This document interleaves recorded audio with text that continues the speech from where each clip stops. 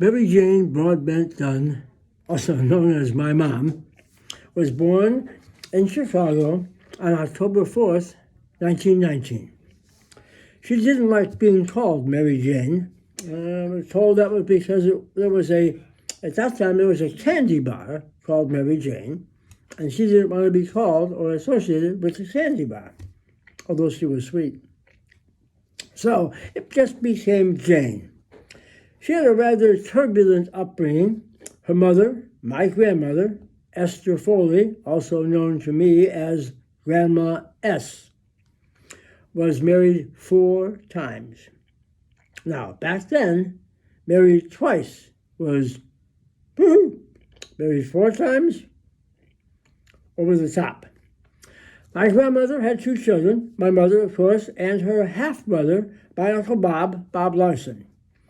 I was told that Grandma S really did have time to raise my mother, so Jane went to live with her grandma, Grandma Foley, for a time, and then she went to live with my mother's sister.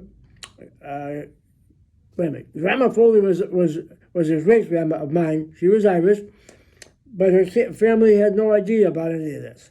So they blessed my mom until Grandma S settled down and married Frank Broadbent, who I grew up as knowing as my grandfather, Grandpa Frank.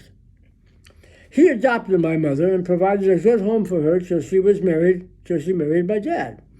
Grandpa Frank, as I knew him, was a small man, just even shorter than I.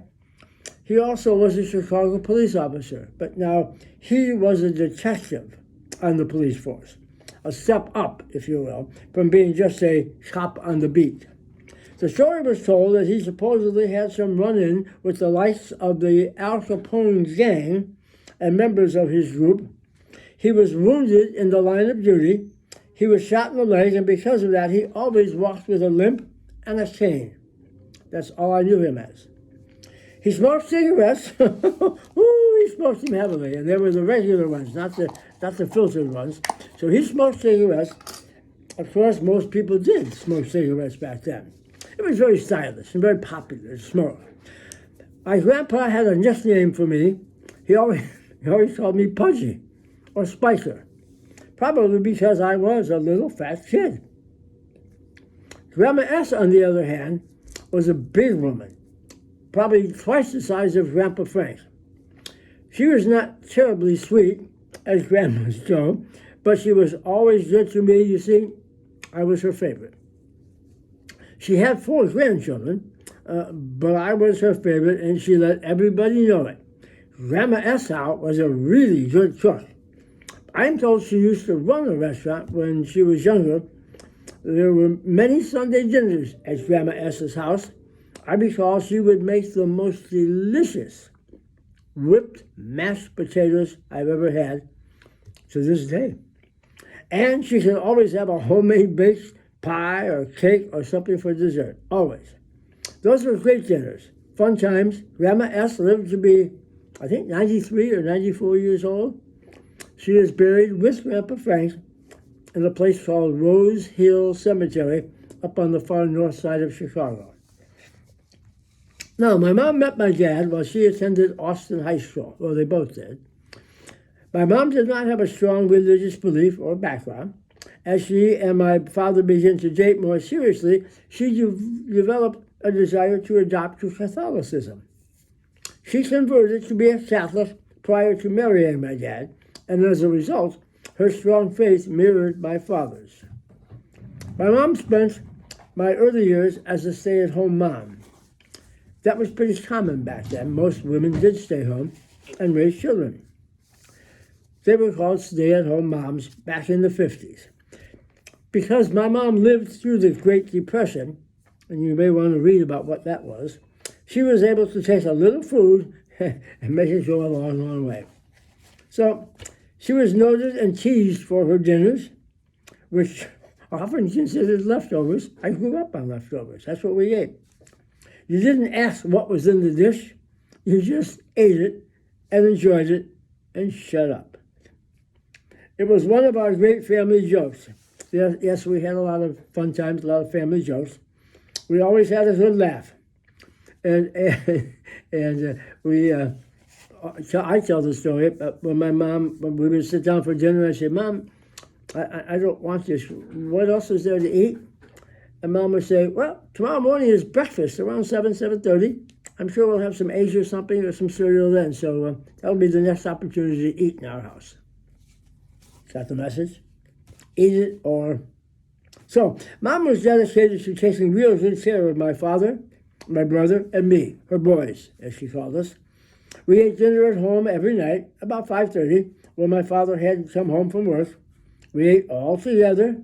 When dinner was over, we all pitched in to clean up, and then it was homework time.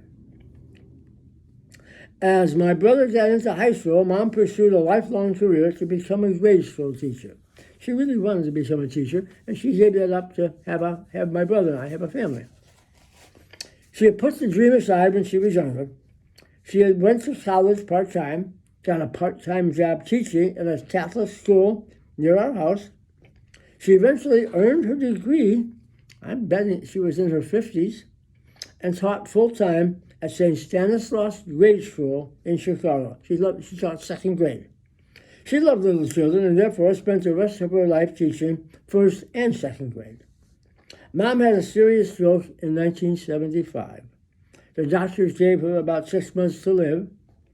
She had to resign from her teaching profession, the profession she loved, but because of her love of life, she did not give up and she didn't give in. She had a subsequent new kind of operation at the time and lived another 12 full years, and she enjoyed every single day. By that time, though, I had 2 boys, my sons, Jason and Jordan, and she loved to see them and spend time with her 2 grandsons. Those were the only 2 grandchildren at the time. My mom died in October 17th of 1987. She was 69 years old, and I miss her every day, just like my dad. Now that they're gone, and I'm a bit older, I fully realize that the many things my mother and father spent their lives trying to make a part of my life. They gave me self-respect and respect for others, how to give love and how to be loved. I guess the fact that we were Irish, we didn't touch much, but just the same, we loved each other. They taught me how to take care of myself. Mom taught me to sew and to do laundry and to do basic cooking and cleaning and how to iron my clothes, iron my pants so there was a press in them, and to polish my shoes. They taught me how to get along with others, to listen and learn, and not always talk. My mom even sent me to a dance class as a teenager so that I would be comfortable in social situations. I learned how to dance. They tried very hard to give me a daily example of what good parenting really involved. They were strict, but they did it with love. They gave me my faith and the knowledge that God truly loves me, even when I don't return that. They gave me so much that I can spend years, days, months telling you about. They taught me how to be a man, how to stand up when things got tough. I found a news clip from the local newspaper about my parents' upcoming marriage. People acknowledged those things back in the day. You'll have to read my printed form to see this, but it tells about the Dunn Broadbent marriage. Next, I want to talk about my brother, my little brother, who is bigger than I am and younger than I am. My brother, Daniel Francis Dunn, was born May 10th, 1949. I was 5 years old. I don't remember a lot about that. I was 5, and at the time, some little babies really didn't make an impression on me. I had cap guns and pistols and ropes and cowboys and all those kinds of things that meant a lot to me. I was getting ready for school and playing with trucks and toy guns and things like that. Unfortunately, that 5-year-old spread kept my brother Dan and I pretty well separated throughout my younger years. Mom and Dad made sure we got along, and that little brother was never a burden on me. We did lots of neat things as a family, however, some neat summer vacations and such. Dan was always kind of quiet and shy. I guess he had to be somehow. I always took center stage. I'm almost embarrassed to say, but that's who I was, and I am. As my brother was always saying, describing her sons, Jim was always the one you had to hold back, and Dan was always the one you had to push on. We didn't have a lot of material things as a family, but neither did anybody else. We had a lot of love. Dan was a very bright child. He did very well in school, earned a college degree, earned his master's degree, and went on to be a CPA. Dan married his graceful sweetheart, Jonelle Slopinski, and raised 4 beautiful children I call my nieces and nephew: Amy, Alyssa, Amanda, and Danny.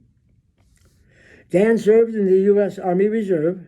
Dan, like Mom and Dad, has a very strong faith and an extremely accurate moral compass. He gave his many talents, and in 2002 was voted the Outstanding Volunteer of the Year in our Palatine area. Mom and Dad would be very proud of him today.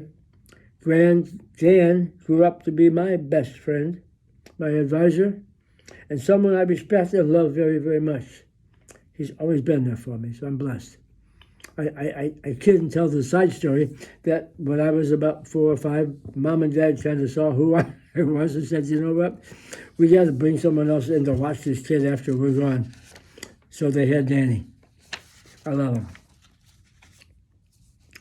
Now, I had a great start, and I mean that, well, I'll tell you more on the next version.